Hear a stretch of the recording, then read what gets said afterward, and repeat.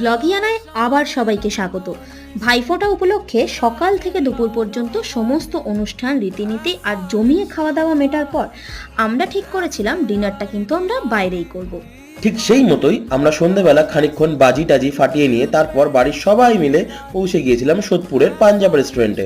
তবে menu card দেখে খাবার অর্ডার করতে গিয়ে দেখলাম নামে পাঞ্জাবি রেস্টুরেন্ট হলেও এখানে মাল্টি কুইজিন রেস্টুরেন্টের মতো বিভিন্ন ধরনের খাবারও পাওয়া যাচ্ছে। তাই ফিশ, চিকেন, মাটন, ভেজ সব রকম মিলেই আমরা অনেকগুলো স্টার্টার অর্ডার করেছিলাম এবং প্রত্যেকটা স্টার্টারই এত টেস্টি ছিল যে ওগুলো খেতে খেতে খিদেটাই যেন আরো বেড়ে যাচ্ছিল। একদমই। আর এতই টেস্টি ছিল যে সেগুলো খাওয়া শেষ হতে না হতেই আমরা অর্ডার করে দিয়েছিলাম মেন কোর্সও। মেইন কোর্সে রুটি আর রাইস অর্ডার করেছিলাম আর সাথে নিয়েছিলাম ভেজ ও নন ভেজ দুই রকমই সাইড ডিশ।